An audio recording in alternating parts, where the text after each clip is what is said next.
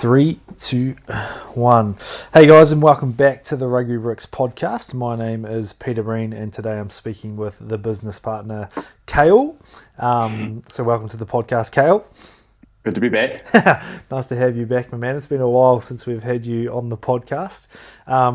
Crazy times in the world at the moment, obviously with COVID-19 going on and the world in a bit of a spin. Kale and myself thought that we'd have a bit of a catch up and a bit of a stock take on where we're at, how the business is going, and I guess how we've managed to kind of thrive during this time and take the opportunity rather than bunker down and doom and gloom with it. So I guess the theme for today's podcast is just to talk through some of the tactics that we took and how we kind of got aggressive with getting after this opportunity rather than sitting still and resting on our laurels. So how this podcast is going to work, Kale's going to take over for the first part and bounce back and forth with the business stuff, and then I'm going to finish off with some announcements and a few landmarks sort of coming up that we're going to try and move towards. So Kale, good to see you, my man. How's the Dunedin weather going today?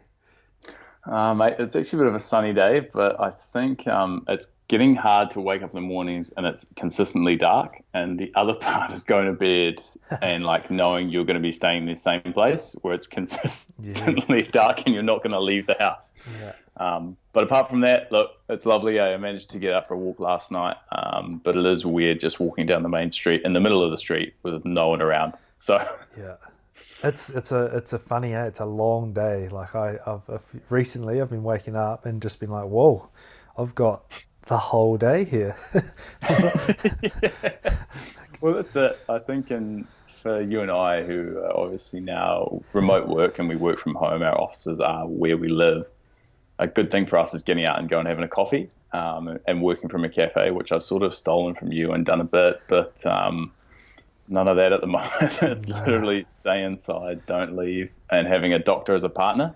Yes. I definitely get that reinforced and drilled into me that you are not allowed to walk outside this house within a kilometre. True. Yeah, Lee is definitely big on that. Crazy. We actually got managed to get a ski erg from the stand-up rowers, for those that have used them and haven't used them before. What a great piece of machinery that is. I love it. Get down there, get the lats firing, the core going, big sweat. So that's been a lifesaver for me. Nice, bro. Well, look, I think one of the things obviously is like with the way that I've been dealing with it, I'm very keen to know for you and for people who are listening right now, we've lost rugby for the time being in terms of being able to watch it and play it. So one of the things I want to know for you as a coach and someone who's been getting out and making rugby happen, how has the coronavirus affected, I guess, your perspective on rugby? And then how do you feel about the lack of footy right now? So, like, for me, especially after finishing playing, I guess I went from being in New Zealand where it was just rugby was the be-all, end-all, and now over in Melbourne, and sort of just had a bit of a break from it. So I wasn't watching as much anyway. It's been pretty major coaching-wise with the Wallaroos. Like, we were just gearing up. Like, we were pretty excited. We had 11 weeks together this year with 8 tests. Against some pretty cool countries. And what was it previously?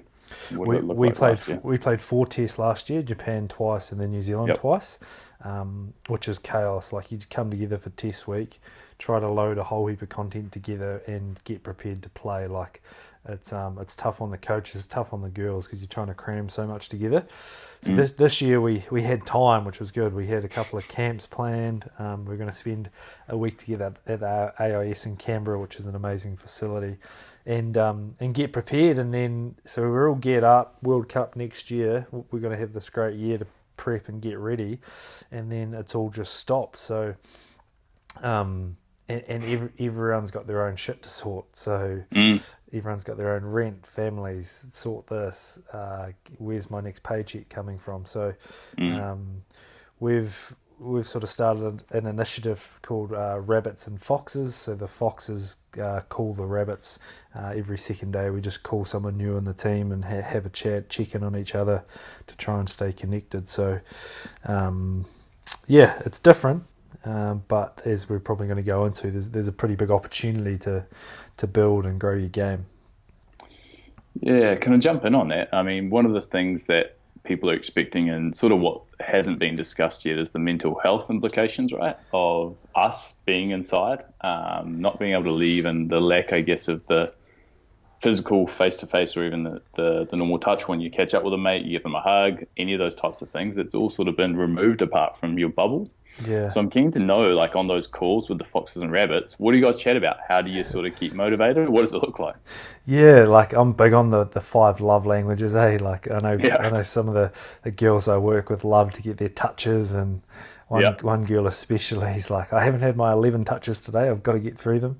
So very aware of that. On the calls, pretty simple. Some chats are quick, some chats are long, just talking about families, and really interesting talking to some of the girls that have got kids and stuff, like having to spend all day with their kids, entertaining, pulling their hair out, like it's tough, and then expecting them to then find time to get in their skill work and develop and grow and do their fitness work, and then also worrying about how they're going to pay rent. So yes, some of the chats are just more or less, I don't know how I can help you, but if you need help, we'll give us a call and just talking through it. And as you know, like it's an energy transfer, right? So as soon as you have a chat with someone, if it's a positive call where you both sort of get a good buzz off it, it's healthy in that way. So I think it helps a lot. Yeah, I like that. And I guess for you personally too, you and I catch up almost every day in terms of chatting about the business and that sort of thing. More often than not, we're pretty positive. Is there anything that you're personally using to sort of keep upbeat, to keep sort of smiling and having a yarn? Yeah, so I've been going 2-a-days training. So I sort of made the deal with myself that until we're sort of out of lockdown, I'm going to train twice a day, and it's been really good. So just sort of like quick hit sessions, or nothing sort of over 40 minutes, and that's keeping me sane, because I'm quite a irritable person and get annoyed with whatever, just get pissed off, so I have to remove myself. So that's definitely keeping me sane at the moment, is just actually exerting that energy, and then keeps me calm for when I need to do my work or just chill. But yeah, it's different. You got to plan your day differently. Like I've been down in the garage doing like 8 p.m. sessions, and just it's different, so you got to handle it differently, I think. Yeah, it's hard to, I guess, make a normal day when your day starts in the same place and ends in the exact same place, right? Yeah. At least when you can travel for work or get out of the house, it gives you that ability to change scenery. So, okay. Interesting. Well, I guess, obviously, talking about foxes and rabbits and the Wallaroos girls and going into that, Rugby AU's having some tough times. We saw the collapse of US Rugby this week too, who filed for bankruptcy, mate. And I guess one of the things that's come with that is obviously your own contract. You've been let go from Rugby AU just due to the circumstances, because there's no footy being played. So how are you feeling about it, and what do you expect to happen with coaches, and how do you think they should maybe deal with it too? It's it got the call last week, and I guess like there's something like 40 coaches in the same position, all just having to be let go just because the future's so uncertain. So knew it was coming a little bit. Like it wasn't that much of a surprise to get the phone call. It's a hard one, because it's like, well, when all this is done, I want to get back in there, and they want to try to keep the same group together, and that's kind of the conversation, is like, when all this is over, we're sticking with the same people, getting us all back, and which of course is easy to say, much harder to do though, isn't it? So yeah, I guess it's kind of business as usual. Like again, we're still doing the foxes and rabbits, created like a WhatsApp group for all our kickers to catch up on, and we're all just posting stuff that we're doing, so just staying connected with the girls that way. So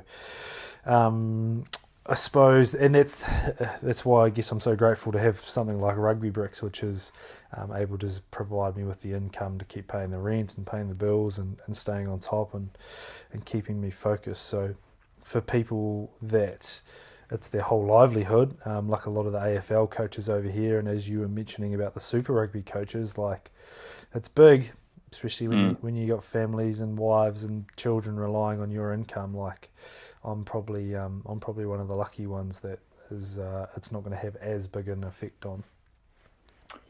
Yeah, that's it. And I guess sort of one of those things too of obviously not putting all your eggs in one basket, or I guess having a backup for when things come through. Yeah. With that being said, mate, and then the other side of it is rugby's like for the next 3 to 6 months. What do you see happening, and where do you see, like, obviously these coaches, even the players, where do you see them going? What do they do? What does that look like in your eyes? It's hard, isn't it? Because like to keep the growth in the game, you've got to have the numbers in the game. So all your academy coaches, young coaches, age group coaches, like they have to stay involved. So we've kind of got to get that going as soon as possible again when we can, because that's your filter system. Otherwise, in 3 or 4 years, doesn't matter what country you're in, if you stop that development of players, you're just going to have a massive drop off. I guess it's a good opportunity to cull some of the fat, some of the stuff that is you can sort of see what it actually is important and put the time and energy into those roles. So the countries that sort of handle this time the best is the ones that are going to prosper the best, eh? Like, it's going to be hard for the US, like if they've got no money in the kitty to pay anyone to do anything, like how's your development going to go? So yeah, well, that's it. And especially it's a shame too, because the sport was growing so rapidly there too. They had such a large growth in numbers over the last sort of 2 to 3 years, which is a bit of a shame, but I guess, I mean, look, and that comes back to the whole stage of like world economies too, right? Yeah. You hopefully want to have a little bit more in the kitty to sort of keep going. But I guess on the flip side of this, and obviously we talked about some of the tougher stuff, we've been very lucky to find a lot of the good and what's come of this. It's forced our hand and to do a little bit of change, shift and pivot. So for this and the coaches and the players that have been let go at the moment, what are the opportunities that you see in the game? So exactly what we've been doing, and I guess, we suppose we were lucky, but when we put a shitload of work to be ready to take the opportunity, didn't we? Yeah. With our programs and getting organised, we were kind of just doing it anyway, and then this happened. So it's amazing how many online coaches came out of nowhere, wasn't it? Exclusive online coaches. Wow. Yeah.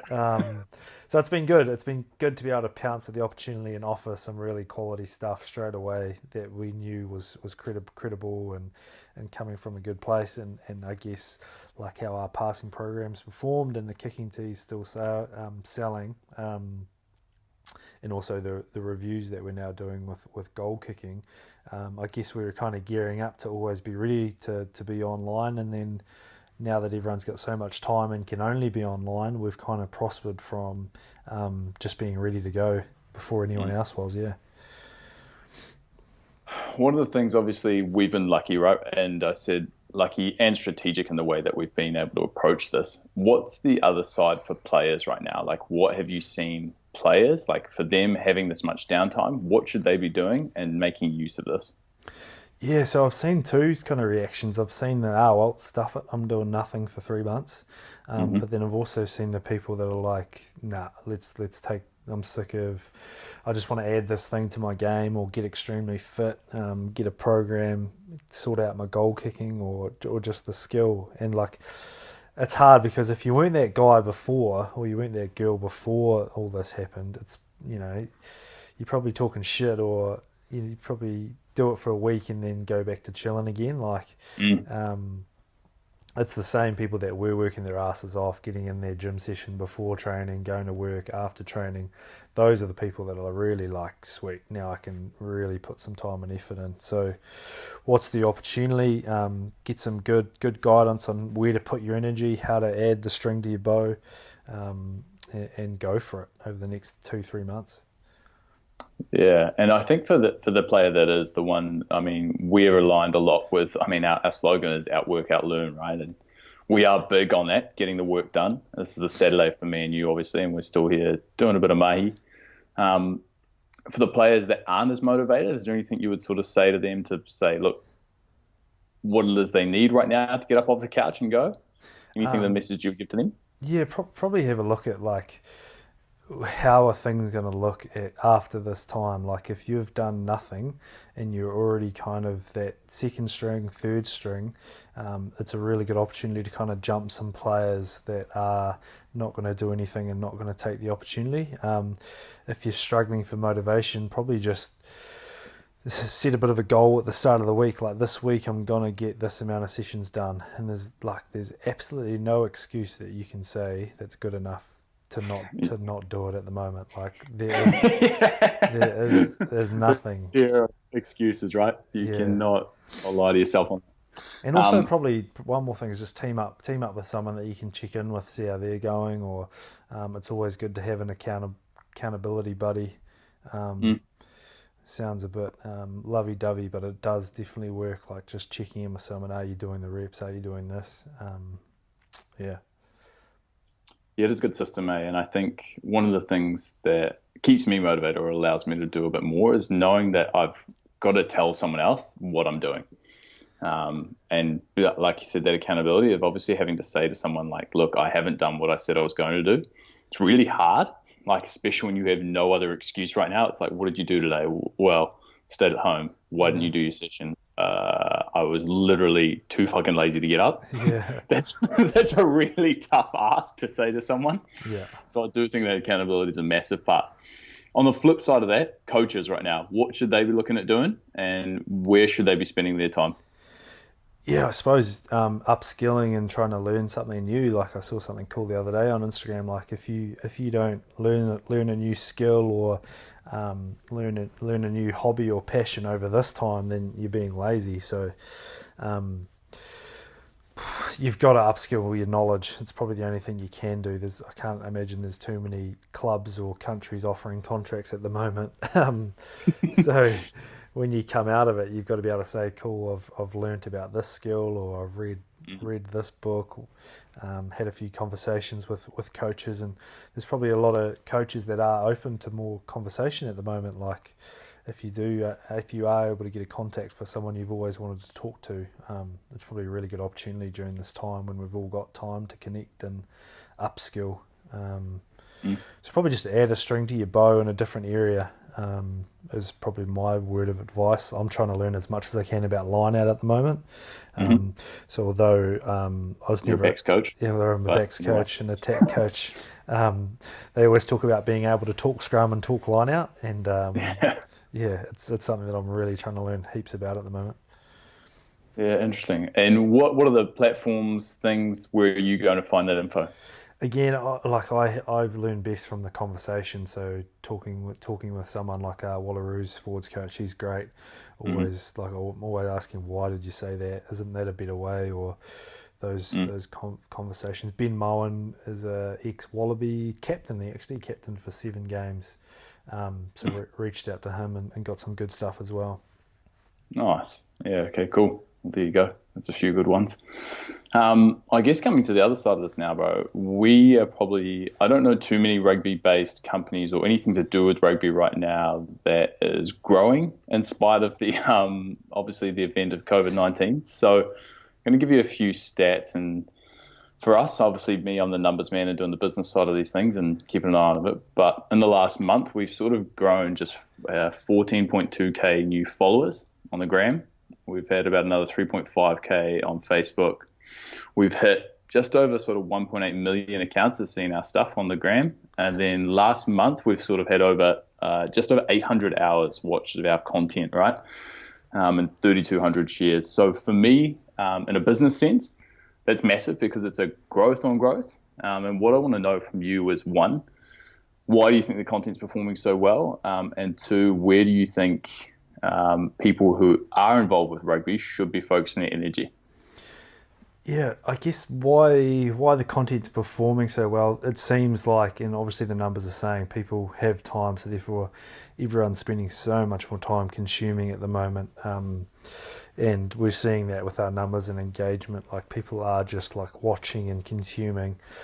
The content's always been good. It's always been a key thing of mine. Like you've either got to entertain or educate, and I guess most of our videos are all educational and really easy to consume educational stuff.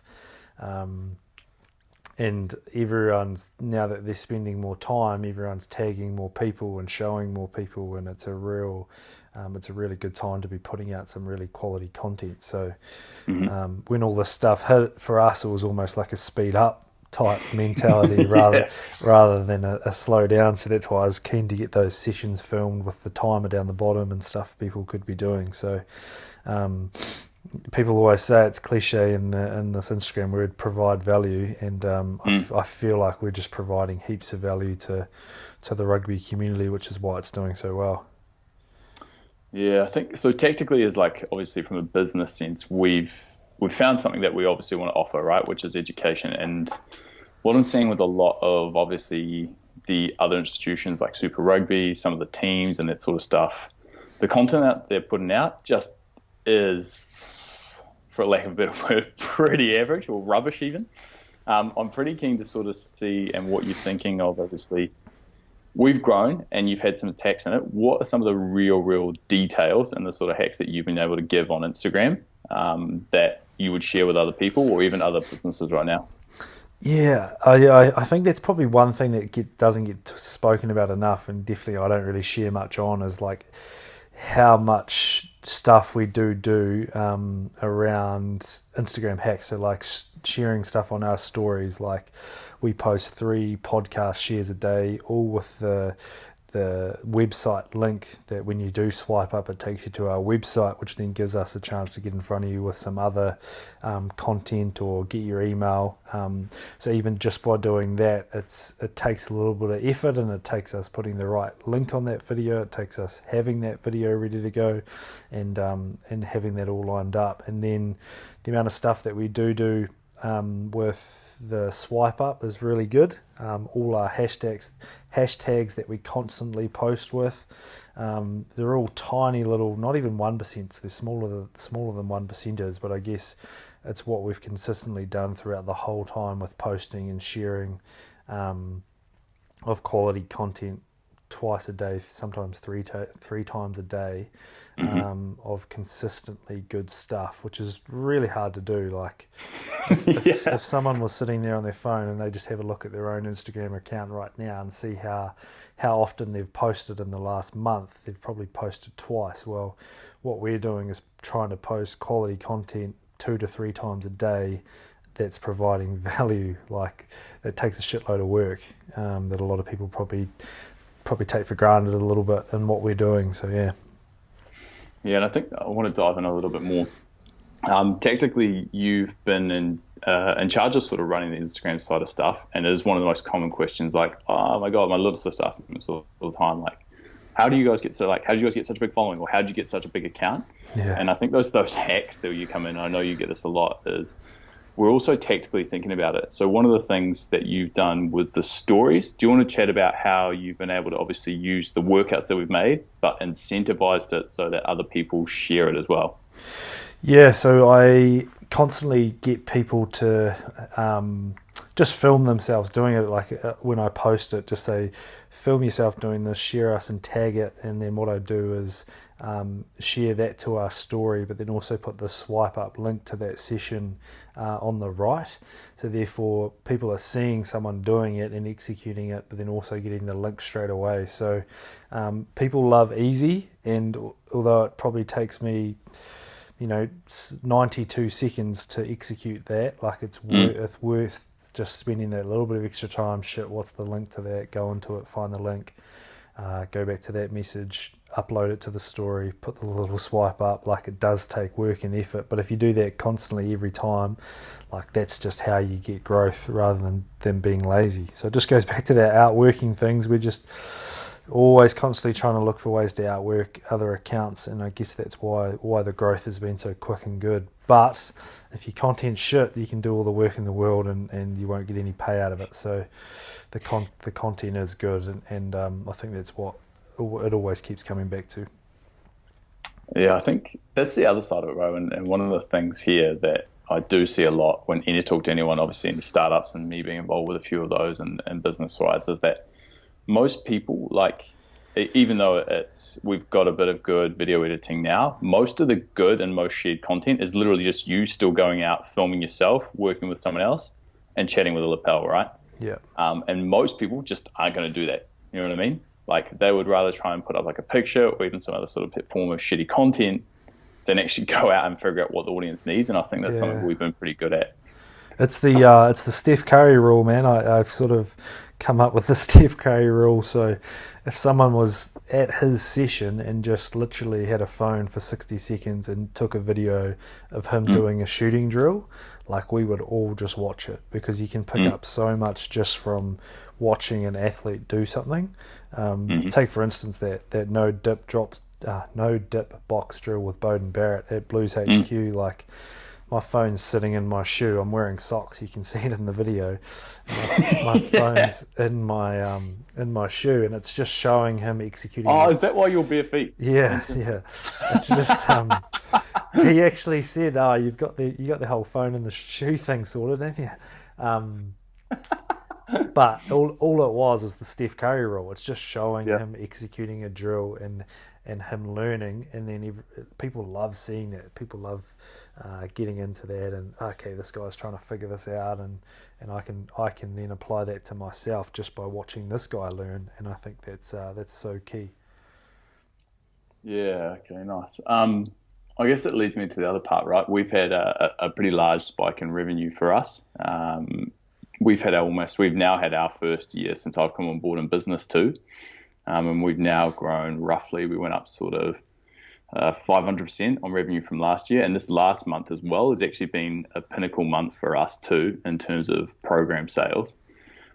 For other rugby companies right now, what do you think they should be doing, or what do you reckon their best bets are for getting content out right now? I think like we've really just sold to a niche, haven't we? We've got kicking tees and passing programs, and with kicking we've got kicking reviews and kicking strength. So and I've definitely been aware of, like, that's where my big skill set and development lies at the moment. Like that's what I can really provide, some of the best coaching, in my opinion, in the world, and feedback right now with the products that we offer. So if someone's trying to just put rugby content out there, it's quite hard, because even like myself, like I wasn't a world rugby legend with a massive career behind me. I was just a battler that played some Mitre 10 Cup. But what I did was But what I did was just go deep into one area, and then got some credibility by all the stuff that we post about it, and then that builds some credibility of, okay, maybe I will buy a passing program off this guy that's given me 1,000 pieces of content on passing. Yeah, I rate that. I guess, and that's the other side too, is that for all these unions and these other people, they've got their athletes sitting there that are still under contract, and at the moment, there's nothing to stop them from asking, very similar to the stuff that you've done with Aaron Smith, Bodie, like, what is it that makes you tick? What are you learning? And they don't seem to be sharing that stuff, right? And do you think, is it just the fact that they haven't had the time, they haven't thought of doing that, or they just don't think it would be useful for the audience? What do you think that is? I think that it's got to go through so many hands before they can post anything, and that's one of the beauties about some of the accounts that I think work really well in the social media world, is that if I see an opportunity, I post it. If a union sees an opportunity and the media person there sees an opportunity, they have to ask the coach, they have to ask the media manager, they have to ask the CEO, can I post this? They have a board meeting about it, and then and then decide, oh no, they might not. No, that's not in our core values, and it doesn't line up. And I just think that a lot of the time it has to go through too many hands, too hard basket. And they don't do it. But yeah, there's so many opportunities with what you're saying, which I think would be great content, because people love to hear what people are doing and upskilling and storytell.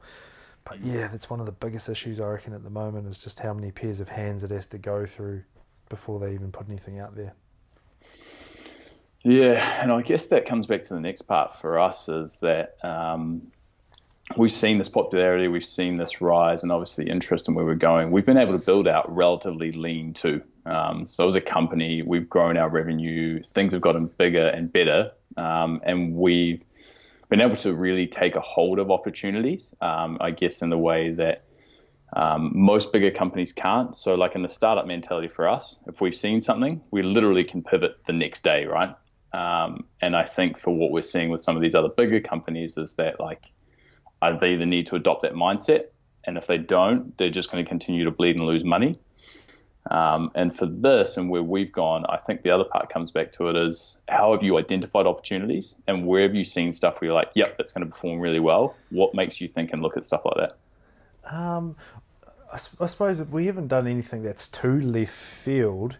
I guess I'm just very aware of like some things will work and some things won't, and you've just got to chuck them out there and see what happens. Take for instance that video of that guy in the South African jersey stepping.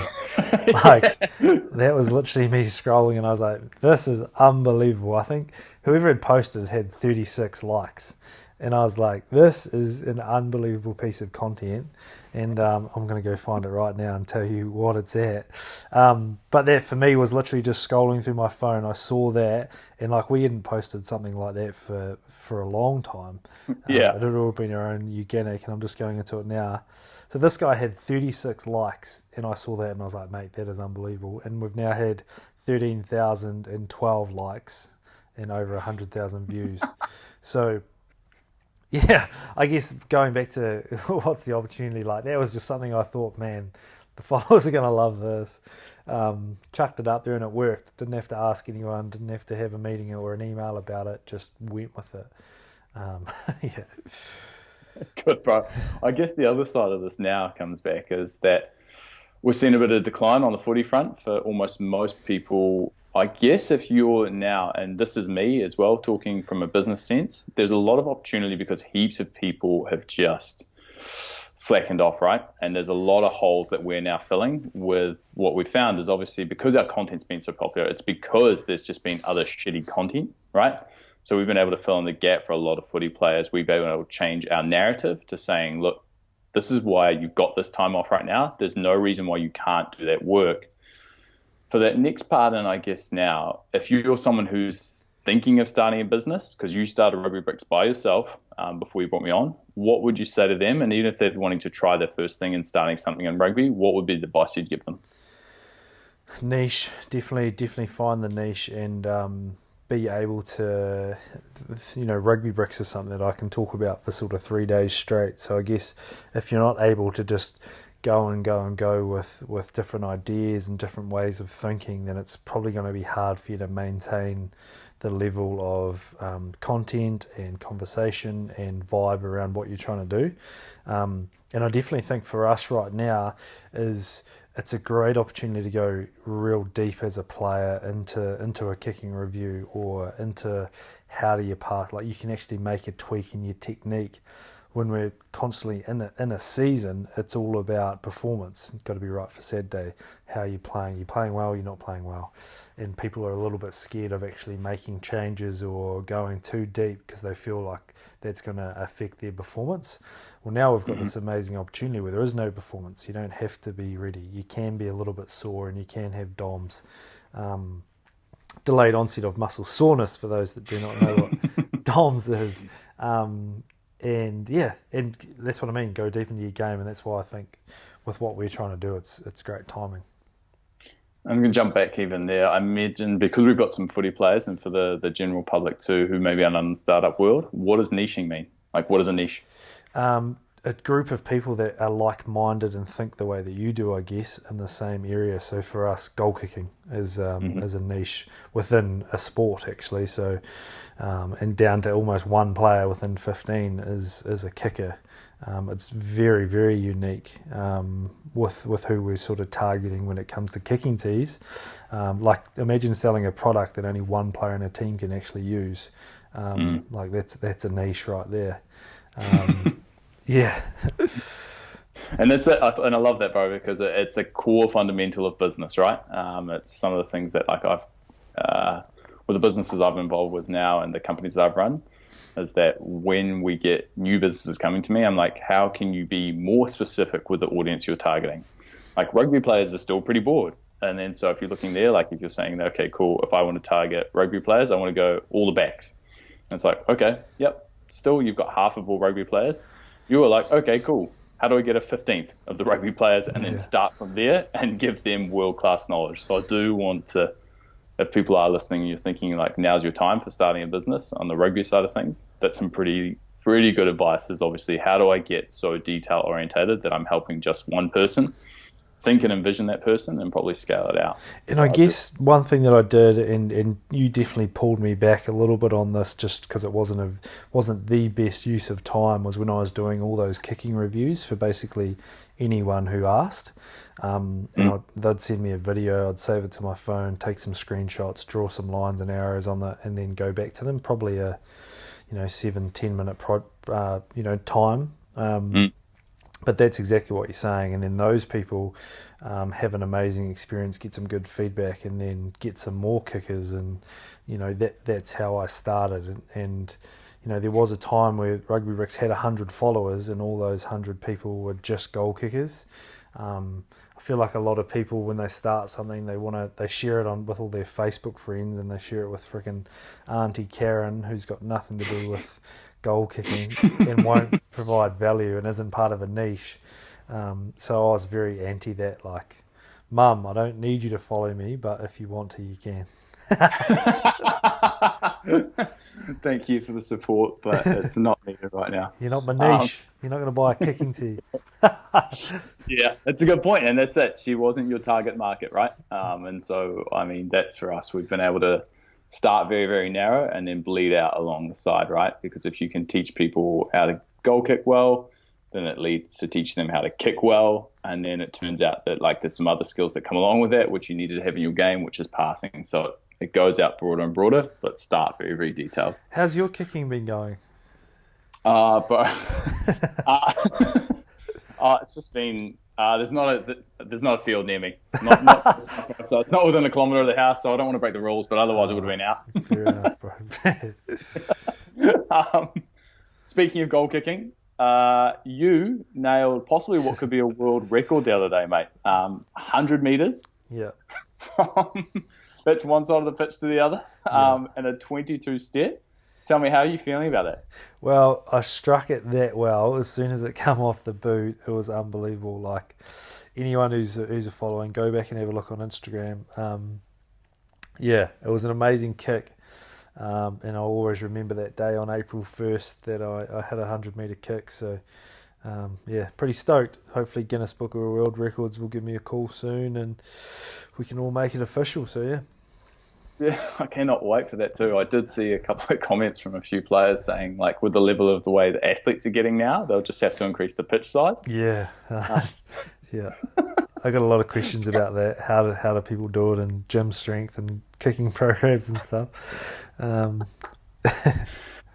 Good. And well, that's what I mean. You nail a 100-metre kick, mate. That's you deserve that sort of credit and recognition. It's a once-a-year kick, I reckon. I could only do it once a year.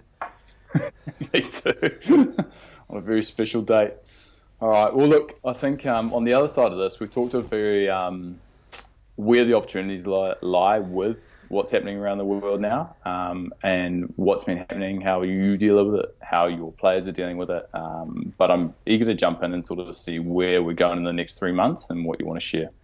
Yeah, so a really cool partnership that just came on board for us was Huddle, and I know a lot of people have players have used Huddle before with the teams that they're in. Everyone in the Mitre 10 Cup in New Zealand would have experienced Huddle.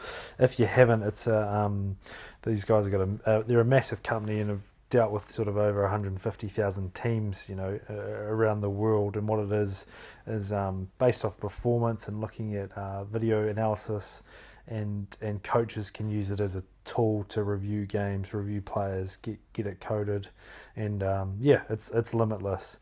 And where we've been able to use it is within our 10-pillar kicking review. So For anyone that's listening at the moment, based off the 10 pillars of goal kicking that I go through, we upload your videos into Huddle. I go through them, draw lines, draw arrows, freeze frames, body position. I write a comment and also ask you questions. So therefore you get sent the email link. Go to Huddle. You can see all my viewings. You just hit play, go through it, answer questions, give feedback, and we can kind of go back and forward using this awesome tool. So that's all on the website. And then at the moment, the really exciting thing for us is the passing program, so 75% off. Kale, we sort of decided that during this time, how can we provide some really good value for everyone who's kind of just, crying out for something to do. So we dropped the passing program right down to 75% off. What is it? It's 33 pages with explanations, video explanations, links, and I guess one of the highlights for me in that is the Aaron Smith stuff. There's a full session in there with me talking through the drill, why we're doing it, how we're doing it, and Aaron getting through the stuff there. So what's been some of your highlights, Kale, with the passing program that you've seen on Instagram and whatnot?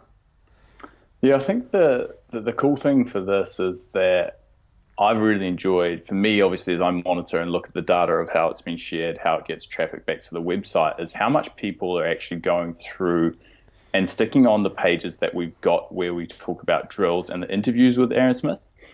So I guess for me, one of the common things that I assume about rugby players, and just based on a few of the mates that I've played footy with, they're not big readers, right? I haven't found too many of them sitting around and going through too many textbooks. But one of the things I've loved is jumping on the website and seeing that, like, for some of our articles that we've got and podcast show notes, that people are spending the average time for the passing stuff is like 8 minutes and 30 seconds or something. Wow. Which is a massive amount of time. I jumped on that before this because it's one of the things I had thought of is that is what we're doing getting through, but two, are people spending time? And it shows that they're not only just doing the work outside with the passing and everything, but they're spending time thinking about the theory. And I love that. It's a big part for me because one of my biggest assets, I think, as a skill set is I love reading. I read all the time, get through 25 pages a day. And to see that from the footy community, like, that's a real highlight for me. And this is now some of that stuff we've had close to over like 10,000 people visits one of those, that page. So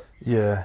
It's bloody cool for me to see. I had a really good chat with the guy. He emailed through. He's like, how can I apply this passing program to my 9-year-old son?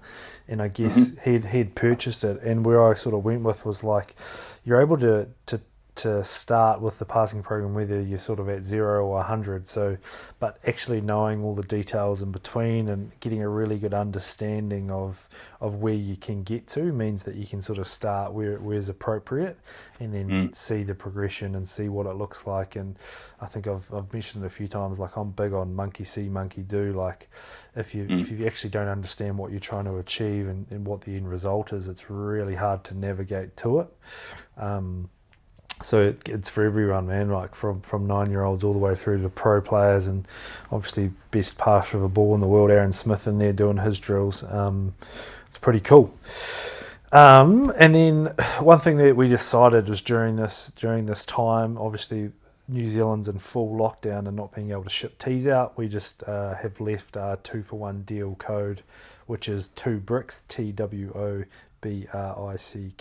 2 bricks, all in caps lock, just as a bit of a thank you for purchasing, but also a good opportunity for you guys to try out a couple of teas. A lot of people aren't too sure whether they're going to like the high cut or the mid cut, so what a great solution of just being able to get both for the price of one and getting it shipped.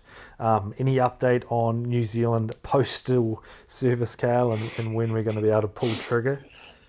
Yeah, what we've done is we've just told anyone that's buying, it's on the pages now, is that, like, it's going to be shipped a week after the lockdown. And so we're starting to see a little bit of what I think now is obviously the peak of what the virus is here. And what we're hoping on the other side of that is the decline that comes in the next couple of weeks after that. So New Zealand's been pretty good to sort of respond to this, but we're expecting to sort of see the return to the next level at the end of this 4 weeks. So maybe you might get your tea another week earlier than what we said, but we'll hold out and find out soon. I did want to jump on that very quickly, though. We've had some pretty cool players jump on the tees. Is there any favourites or any things that have made you excited, even when we were dealing with the Super Rugby and seeing it, who was using it? Yeah, Cruden was big. Aaron Cruden for the Chiefs. That was such a cool moment just to turn on the TV and see him using the Wolf Plus, the nice pink one, just returning back from overseas. A couple of the Waratahs boys, Kurtley Beale and Will Harris, both kicking off it. And just seeing it pop up, like I was on a podcast this morning, and a few of the guys on the Third Phase podcast, and they were just talking about the guy was playing in Ireland in some random Pro 2 div, and both kickers were both using the RB Vortex high cut, and he's just like, man, this is buzzy, like where it's got to. Yeah, man. So it's still popping up all over the show, which is great, and I love seeing it. It's so exciting. Yeah, I think for me the buzz was the Aaron Cruden one, right? Because it didn't respond, had no idea, and we just sent it on like a wing and a prayer to Chiefs HQ, didn't we? Like, tell me a little bit about that story before we go on. Yeah, well, I just decided just to address a box to Chiefs HQ and put Aaron Cruden's name on it. And see what happens. That was a bit of a swing the bat moment, and turned on the TV and he's using it like a month later. So yeah, don't do that often, but that one definitely worked. Opportunity. Yeah, so that's the tease, and we're shipping to over 200 destinations, which is massive. So jump on there, you'll be able to chuck your address in and use that code 2bricks, and you'll get 2 for the price of 1, which is a hell of a deal. An update on the kicking diary. So we put a lot of time and effort into this. Like, we're ready to go. We've put all the effort in, got it all looking pretty and ready to print. We've just obviously had to delay things with what's going on. So that is coming, and that's the based off the 10 pillars and kicking sessions and reviews. But that's enough on that. And then one thing that I want to put some energy into is an email mail out with the top 5 bits of passing content and top 5 bits of kicking content. So there'll be 2 separate emails. If you're not on our email list, head to the website, jump on there. It's a little pop-up, and you'll get those. And it's from YouTube, Instagram, and also some Facebook stuff that's just like quality content that you may have missed that we're going to put out. Yeah, nice. Good, brother. Well, look, I think before we wrap up and that sort of thing now too, some people are facing some pretty tough times. So is there any more sort of tactical advice that you give them right now to sort of help them get through? You've got to have a focus. If you're just sitting around watching Netflix and going through YouTube clips, and if you haven't set like a bit of a goal or a task, or you want to read a book or start a new skill or learn to juggle, if you haven't got anything like that, I'd highly recommend doing it. And especially, I suppose, with our listeners, like if you're struggling with your left hand passing because you're a right hand player, like that can be your focus during this time. And I'll always remember back to when this virus swept through the world. I sorted out my left hand passing. Like, that's something you can be proud of, and at least achieve something every day on it would be my thing. Yeah, I love that, bro. I think lines up very well with the outwork and outlearn. So look, I guess on that note, let's have a bit of a wrap. Thanks, man. Well, thank you everyone for listening to the Rugby Bricks podcast. It's been cool to chat, Kale. The last 2 podcasts was with 2 of the best sevens players in the world, so Perry Baker and Charlotte Caslick. Perry's from the USA and Charlotte's from Australia. 2 amazing sevens players, so if you haven't listened to those, head back and have a listen. Subscribe and leave reviews on the podcast, always helps us move the needle along. But until next time, I think that's us. Ciao, bro. Awesome, man. Talk soon. Cheers.